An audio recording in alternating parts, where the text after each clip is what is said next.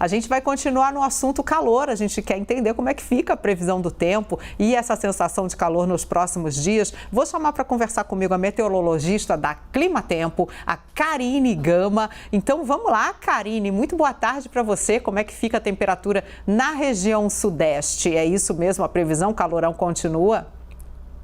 Boa tarde, Carla. Boa tarde a todos. Olha, São Paulo já registrou a maior temperatura agora, antes da medição das 15 horas. O Mirante de Santana, a estação do INEMET, chegou aos 33 graus, é a maior temperatura deste verão e a maior deste ano. Então, a tendência ainda é de que aumente mais um pouquinho, alguns décimos, até às 16 horas.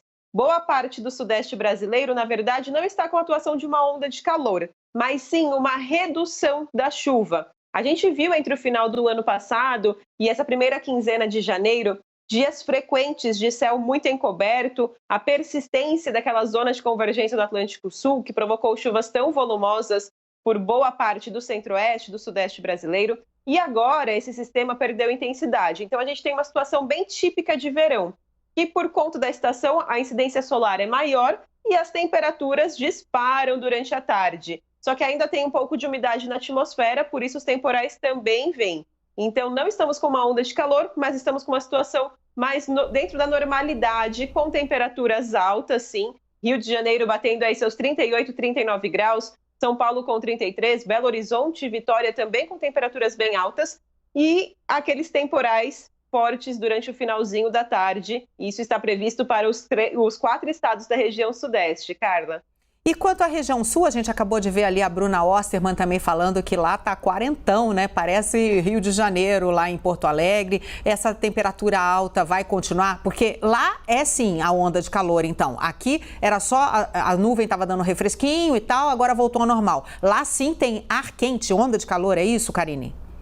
Lá estávamos sim durante estes últimos dias, tanto é que a Argentina, Paraguai, Uruguai e o sul do Brasil passaram facilmente dos 40 graus. Só que tivemos a passagem de uma frente fria, e essa frente fria levou um pouco de chuva, diminuiu um pouco o calor. Ainda estamos com temperaturas acima da média, só que não mais com meteorologicamente falando, uma onda de calor. Ela deve voltar no final dessa semana.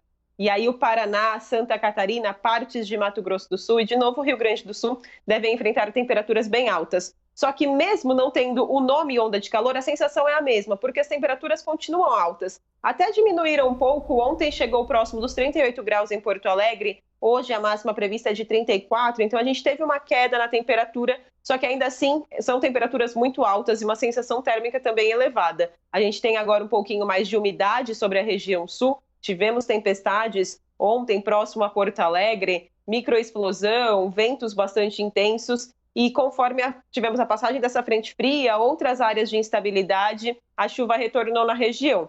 Mas no final dessa semana as temperaturas voltam a ser bem altas e a chuva diminui, ela fica um pouco mais irregular, Carla. Por falar em chuva, eu queria saber se você tem algum alerta de temporais em outros lugares do Brasil. A região norte, próximo a Manaus, mas também boa parte do estado do Amazonas, o oeste do estado do Pará e aí as áreas do norte do Pará, o leste do Amapá e ainda o norte do estado do Maranhão, Piauí e Ceará.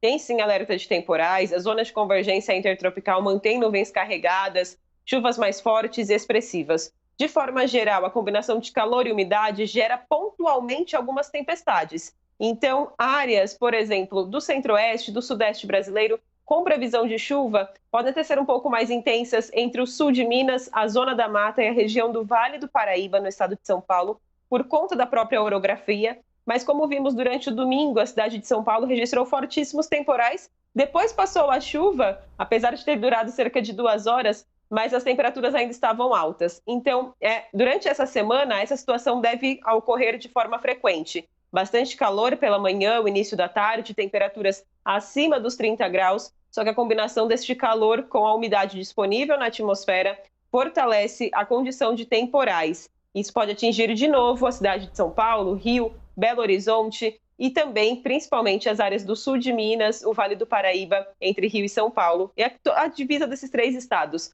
Por conta da orografia, o risco é um pouquinho maior para tempestades, além da região norte, Carla. A orografia é o que eu estou aqui boiando, Karine?